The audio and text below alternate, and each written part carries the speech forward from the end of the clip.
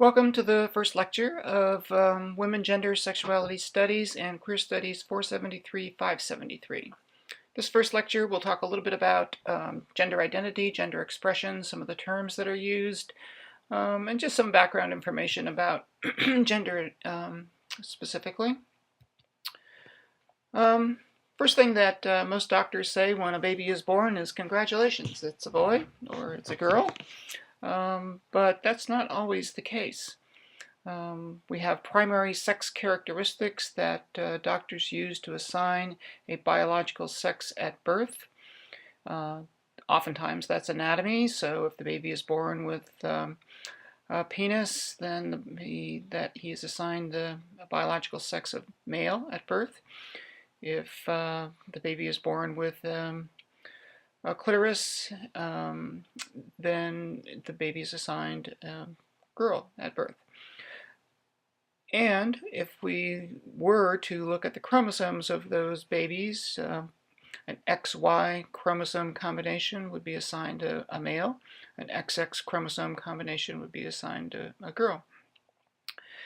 But what if any of those things are ambiguous? What if they are not entirely clear? And it turns out that about 1 out of 100 births have individuals which are somewhat ambiguous. They don't quite fit into what doctors would consider a standard male or female.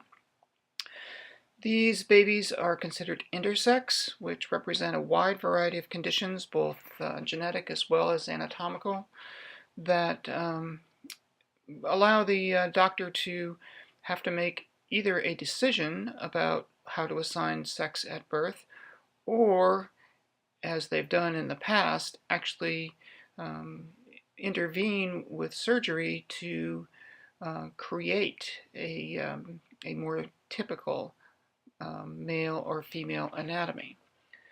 And that surgery work was done based upon some research done by a person named John Money from Johns Hopkins University.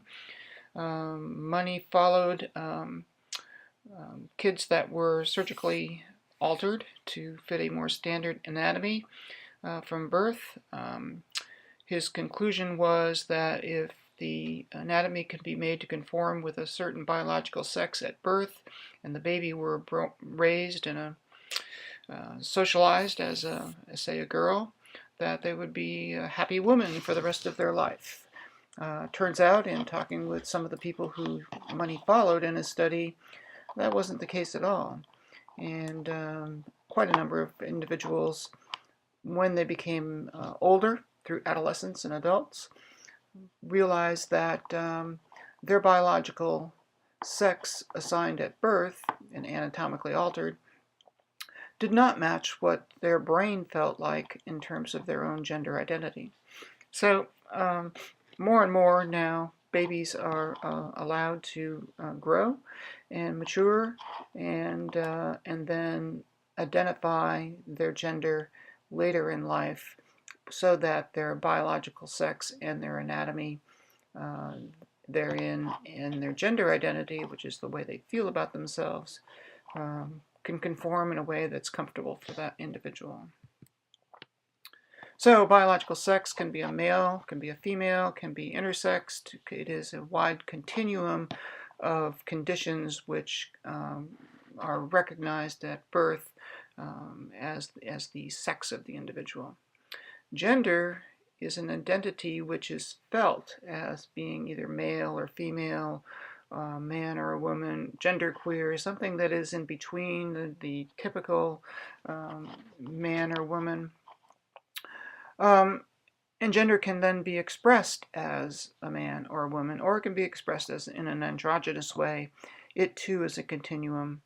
And so all of these things, biological sex, gender identity, gender expression, are all continua that where we all fall somewhere along those continua, and are not always in one box or another box. So it is not a gender binary. It is not even a biological sex binary, but it is a continuum. So, for instance, a biological female can identify as a man, but wear dresses and express himself as a as a woman, even though his gender identity is as a male. So this individual in this photo was assigned the biological sex of male at birth, identifies as a woman, but is in this photo expressing gender as a man. This photo was taken of me about 15 years ago. Humans do gender. We express gender in a way that is culturally acceptable, unless we're trying to make a statement, and then we may choose to not be culturally acceptable. But so do other species. There actually are a number of species which express gender in a variety of ways. We typically think about other animal species as having either males or females, but in fact there are a number of species which have multiple gender expressions. Within the human species, each culture has its own way of expressing maleness or femaleness or neitherness or bothness. And in our culture, we need only look back in our history to understand how differently a typical woman might express gender from a typical male. That expression has changed markedly over the last few hundred years in our Western society. But when an individual is immersed in a culture where gender is expressed in certain ways, and most people apply their identity to that cultural framework, but it doesn't fit for an individual, that individual can feel out of place, can feel disconnected, can feel as if they don't fit into the culture. So a male identifying as a woman may express a masculine image simply to fit into the cultural framework that exists, even though there's a significant disconnect between what they identify as a woman and how they're expressing within their culture. So they end up with this conflict, internal conflict about their identity and how they fit into the culture around them.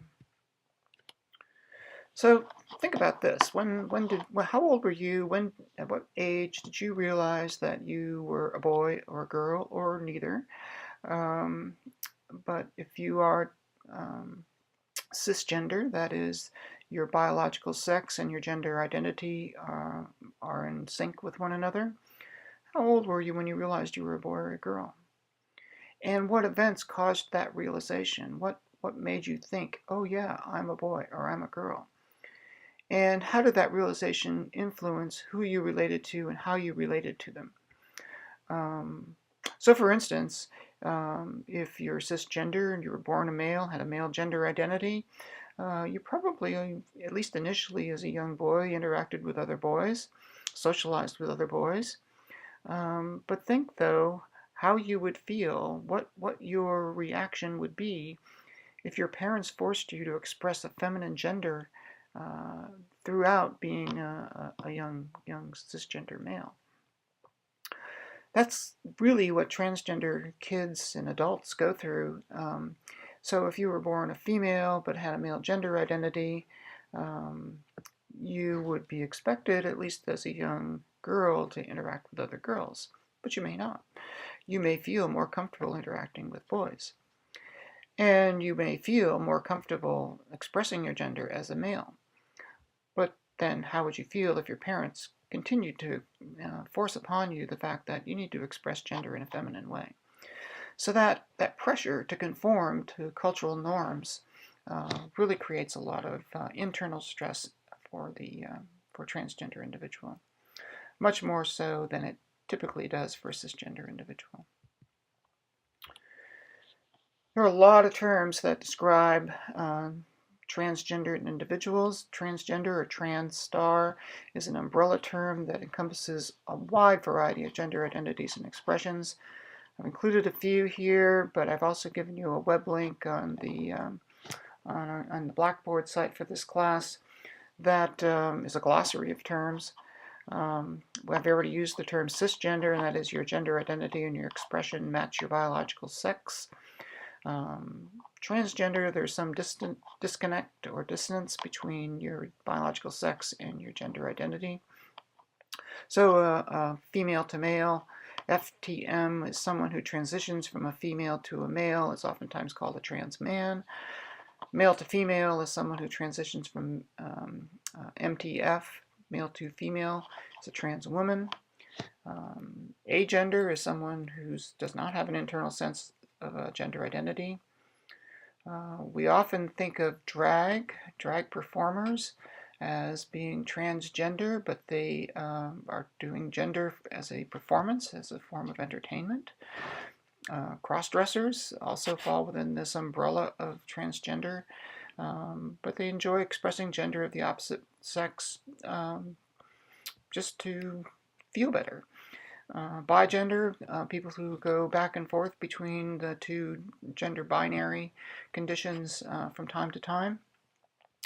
Intersex, we talked about already as being ambiguous sex assignment at birth. Pre-op is somebody who has not had the surgeries that they desire to allow their anatomy to conform with their gender identity. Post-op is that they have had those surgeries. Non-op means that you simply don't desire to have those surgeries.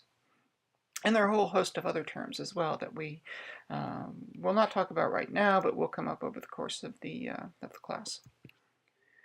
So a lot of this is put together in the Genderbread person, and so I encourage you to look up this on the web and understand the different continua that are represented by gender identity, women, genderqueer, man, somewhere along that continuum. Gender expression, how you present yourself to the rest of the world as feminine, masculine, androgynous, or somewhere along that continuum. Biological sex is what you're assigned at birth, and can be female, can be male, can be anatomical, can be genetic.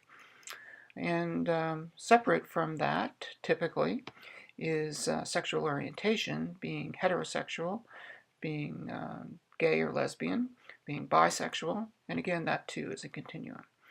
So all of these things together allow us to identify our own self by gender and identity, gender expression.